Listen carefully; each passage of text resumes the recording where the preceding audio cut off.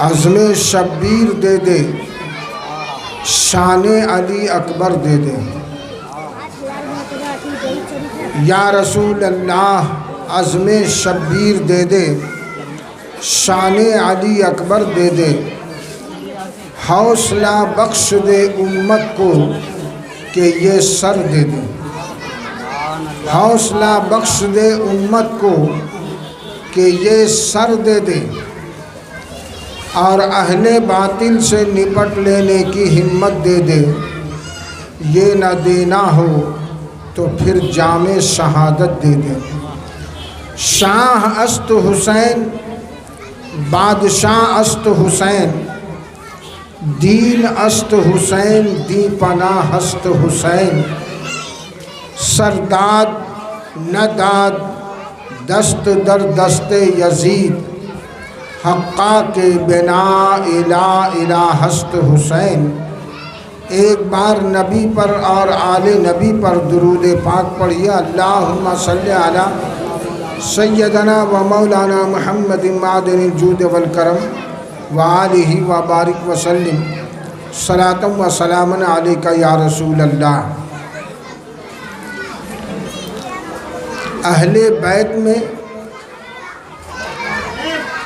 سرکار سیدنا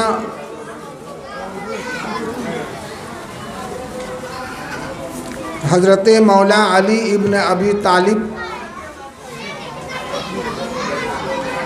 خاتون جنت حضرت فاطمہ زہرا رضی اللہ تعالی عنہ، اور سرکار سیدنا امام حسن رضی اللہ تعالی عنہ کی بارگاہ میں مختصر اختصار کے ساتھ ہم نے خراج عقیدت پیش کیا اور آپ نے سماعت کیا۔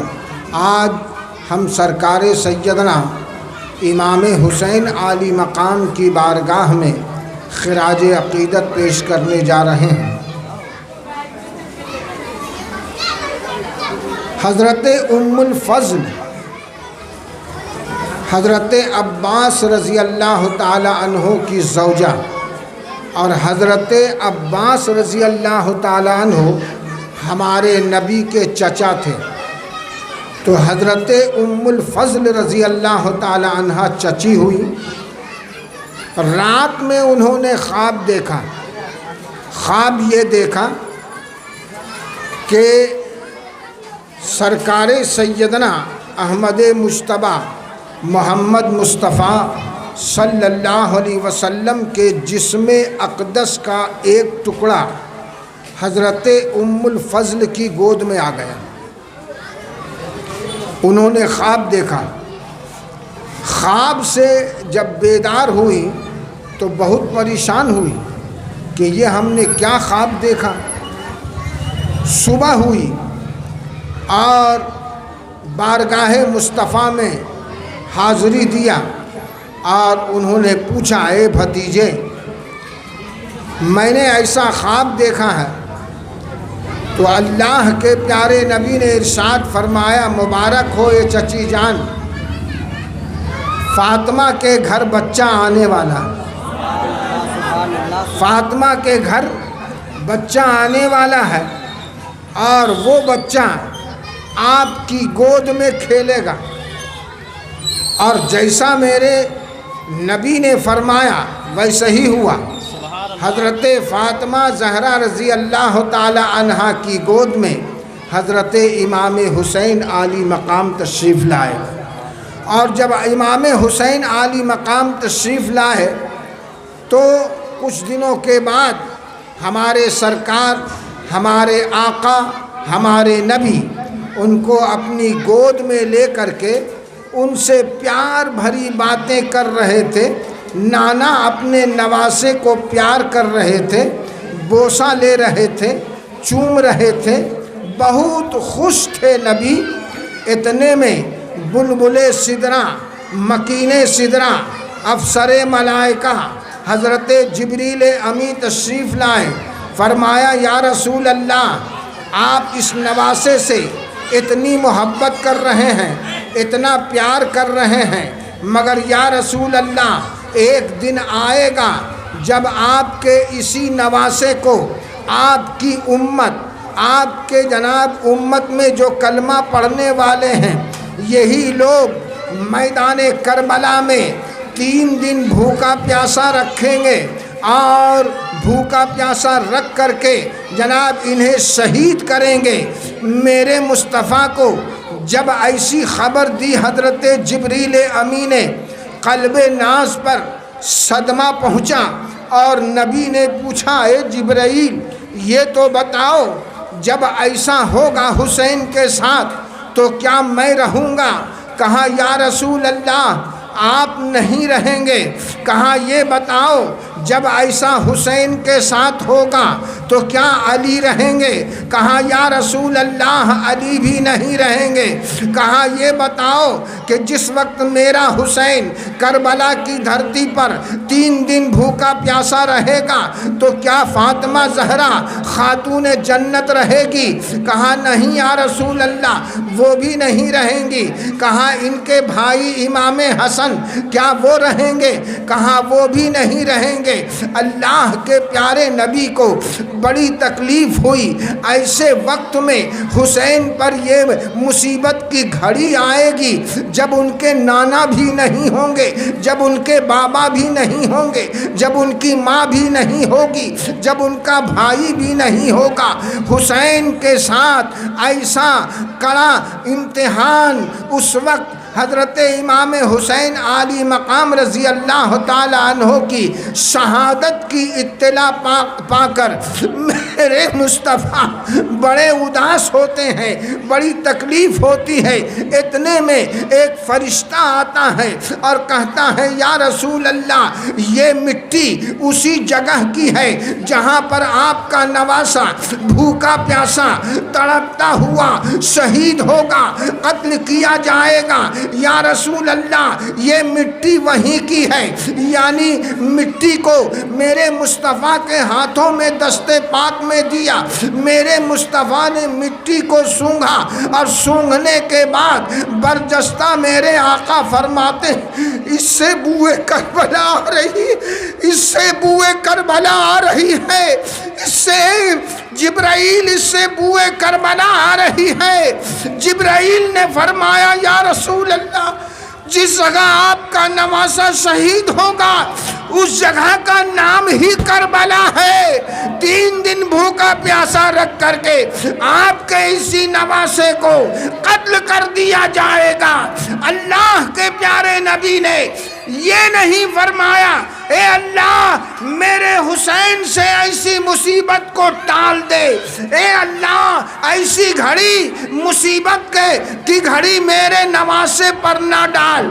اللہ کے پیارے نبی نے ارشاد فرمایا، خدا کی بارگاہ میں ہاتھوں کو اٹھا کر دعا کی، اے اللہ جب ایسی گھڑی حسین پر آ جائے، جب ایسا وقت حسین پر آ جائے، جب ایسی ساتھ آ جائے تو اے اللہ میرے حسین کو اتنا صبر دے دینا، اتنا صبر عطا کر دینا کہ ساری مصیبتیں ٹکرا کر کے پاس ہو جائے، میرا مگر حسین صبر کا مجسمہ بن کر میدان کربلا میں ڈٹا رہے۔ نعرہ تکبیر، نعرہ رسالت، ذکر شہادت کانفرنس۔ سبحان اللہ، سبحان اللہ، جزاک اللہ صلی علی سیدنا و مولانا محمد معدن الجود والکرم و آلہ و بارک وسلم صلاۃ و سلام علیک یا رسول اللہ صلی اللہ علیہ وسلم۔ تو سرکار سیدنا امام حسین عالی مقام رضی اللہ تعالیٰ عنہ کی پرورش خاص ہمارے نبی نے کی۔ میں نے آپ اندازہ کیجئے کہ نبی نے پرورش کی، جو تمام نبیوں کا سردار اور جو تمام ولیوں کا سردار ہے وہ مولا علی، جو تمام نبیوں کا سردار ہے وہ جناب محمد الرسول اللہ، اور جو تمام جہان کی عورتوں کی سردار ہیں وہ ہیں جناب حضرت فاطمہ زہرا خاتون جنت رضی اللہ تعالی عنہا۔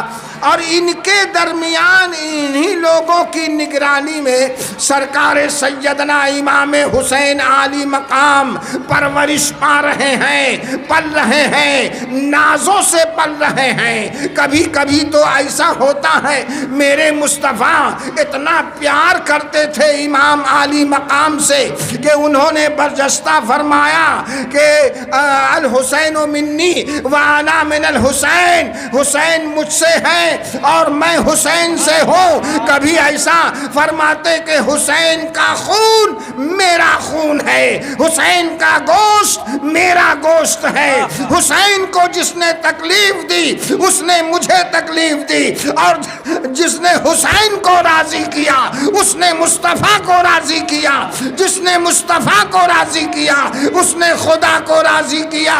اللہ کے پیارے نبی کبھی کبھی ایسا ہوتا تھا کہ امام حسین عالی مقام رضی اللہ تعالیٰ عنہ کو کاندھے پر بٹھا لیتے تھے اور بٹھا کر کے چلا کرتے تھے۔ نواسہ رسول سرکار سیدنا امام حسین کبھی ایسا ہو جاتا تھا کہ مصطفیٰ جان رحمت اپنے پشت انور پہ سوار کر لیتے تھے اور ان کو گھمایا کرتے تھے۔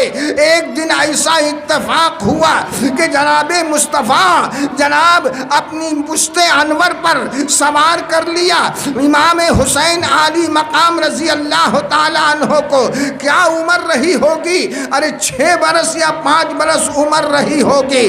جس وقت 7 برس کی عمر تھی میرے حسین کی تو اللہ کے پیارے نبی پردہ فرما گئے تھے۔ اس وقت 6 سال کی عمر ہوگی اور پشت انور پر سرکار سیدنا امام حسین عالی مقام سوار ہیں۔ پتہ نہیں سرکار امام حسین عالی مقام کو کیا سمجھ میں آیا، کہا نانا آپ تو میرے لیے سواری بن گئے ہیں، مگر اے نانا جو سوار ہوتا ہے اس کے ہاتھوں میں لگام ہوتا ہے، مگر آپ کیسی سواری ہیں کہ میرے ہاتھوں میں کوئی لگام نہیں ہے۔ میرے مصطفیٰ اپنے لخت جگر ابن رسول اللہ کو نواسہ رسول کو جناب دل آزاری کرنا مقصود نہیں، بلکہ مصطفیٰ نے فرمایا اے میرے بیٹے، اے میرے پیارے نواسے، اگر تمہارے ہاتھ میں لگام نہیں ہے تو کیا ہوا؟ ارے میری زلفیں تو بڑی بڑی ہیں، میری زلفیں، میرے بال تو لمبے لمبے ہیں، دونوں ہاتھوں سے جناب دونوں طرف پکڑ لو اور مضبوطی سے پکڑ لو۔ سرکار سیدنا امام حسین عالی مقام نے رسول کے لمبے لمبے زلفوں کو جو کبھی تاگوش ہوا کرتے تھے اور کبھی تادوش ہوا کرتے تھے، اتفاق کی بات کہ جس وقت نواسہ رسول نے ایسا مطالبہ کیا، میرے رسول کی زلف انور تادوش لمبے لمبے تھے، میرے حسین اپنے ننھے ننھے ہاتھوں سے دونوں طرف کی زلفوں کو پکڑ لیا۔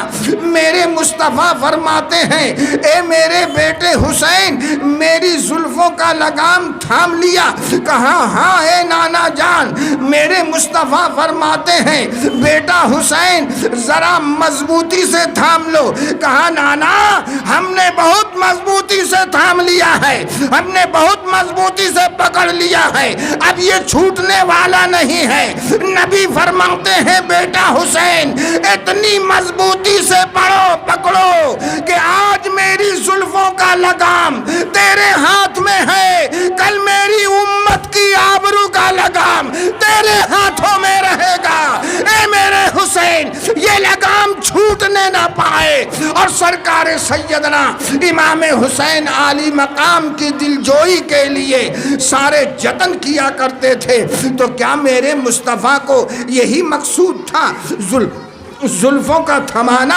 کیا میرے مصطفیٰ نے جب امام حسن و حسین پیاسے تھے تو زبان کو ان کے منہ میں ڈال دیا تھا؟ کیا ان کی پیاس ہی کو ختم کرنا تھا؟ نہیں، بلکہ درسگاہ میں پڑھایا جاتا ہے اور خانقاہ میں پلایا جاتا ہے۔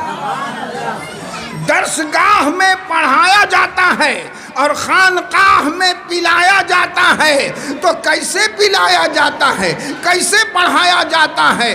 اما کبھی کبھی جناب پیر اپنے مریدوں کو پلا دیتا ہے، پڑھا بھی دیتا ہے اور پلا بھی دیتا ہے، آنکھوں سے آنکھیں ملتی ہیں، نظروں سے نظریں ملتی ہیں اور پلا دیتا ہے پیر اپنے مرید کو۔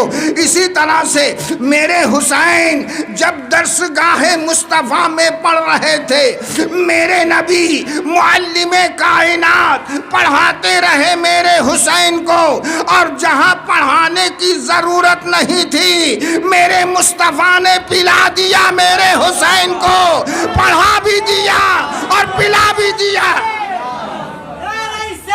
یا رسول اللہ۔ اور اسی لیے کہتے ہیں ایک ہوتا ہے علم سینہ اور ایک ہوتا ہے علم سفینہ۔ علم سفینہ جو جناب درجہ بدرجہ چلتا رہتا ہے، اور علم سینہ یہ خاص ہے، سب کو نہیں ملتا ہے۔ اسی لیے تو میدان کربلا میں جب امام زین العابدین نے کہا اے ابا جان سب کے سب تو شہید ہو گئے، اب میں جاؤں گا میدان میں، بیمار تھے زین العابدین مگر حوصلہ دیکھو میں جناب دشمنوں کے سامنے جانے کا۔ میرے حسین ان کو دیکھ کر کے آپ دیدہ ہو گئے، آنکھوں میں آنسو آ گئے، اور امام زین العابدین سے کہا بیٹا تم کو میدان کارزار میں نہیں جانا ہے، تم کو یہاں رہنا ہے اور تم زندہ رہو گے۔ اگر تم کام آ گئے تو نانا کی نسل کیسے چلے گی؟ تو تم سے تو نانا کا نسل چلنا ہے، تو بیٹا حسین تم کو زندہ رہنا ہے۔ رسول کائنات صلی اللہ علیہ وسلم کے پشت انور پر حسین سوار ہو جاتے تھے، لیکن صرف یہ نہیں دیکھنا ہوگا بلکہ یہ دیکھنا ہوگا کہ ایک صحابی حضرت عائشہ کے پاس پہنچے، ٹھیک ہے، اور انہوں نے پوچھا کہ یہ بتائیے ام المومنین ہمارے نبی کا کردار کیا ہے، ہمارے نبی کا اخلاق کیا ہے، ہمارے نبی کی سیرت کیا ہے؟ تو حضرت عائشہ فرماتی ہیں کہ ہمارے نبی کا کردار، ہمارے نبی کی سیرت، ہمارے نبی کا کریکٹر قرآن ہے۔ حضرت عائشہ فرماتی ہیں قرآن ہے۔ اگر تم قرآن کو سمجھنا چاہتے ہو تو کردار نبی کو دیکھو، اور کردار نبی کو دیکھنا چاہتے ہو تو قرآن کے اوراق کو دیکھو، تم کو جناب دونوں میں کوئی فرق نظر نہیں آئے۔ تو جب حضرت عائشہ نے فرمایا کہ نبی قرآن ہے، اب حضرت امام حسین نبی کے پشت انور پر بیٹھ گئے، تو کوئی یہ سمجھتا ہوگا کہ ارے عائشہ نے فرمایا قرآن اور حسین بیٹھ گئے قرآن پر، ہے نا، غلط فہمی پیدا ہو سکتی ہے کہ حسین بیٹھ گئے قرآن پر۔ مگر جواب دینے والوں نے جواب دیا ہے کہ اور آج بھی ہم لوگوں کا یہ عقیدہ ہے، آج بھی ہم قرآن کا اتنا ادب کرتے ہیں کہ ہم اپنے گھروں میں جب ساری کتابیں رکھی رہتی ہیں تو کسی کتاب کو ہم قرآن پر نہیں رکھتے بلکہ تمام کتابوں پر ہم قرآن کو رکھتے ہیں۔ قرآن کا ہم آج بھی اتنا ادب کرتے ہیں، احترام کرتے ہیں۔ پھر نبی جب قرآن ہے تو امام حسین نبی کے پشت انور پر کیسے بیٹھ گئے؟ تو جواب دینے والے نے جواب دیا نادان، اے حافظ حسین اگر مصطفیٰ قرآن ہے تو حسین اسی قرآن کا پارا ہے، اور پارا پر پارا رکھا جا سکتا ہے، قرآن پر پارا رکھا جا سکتا ہے۔ اسی لیے تو غریب نواز ہند الولی فرماتے ہیں کہ شاہ است حسین، بادشاہ است حسین، دین است حسین، دی پناہ است حسین، سرداد نداد دست در دست یزید، حقا کے بنا الہ الہ است حسین۔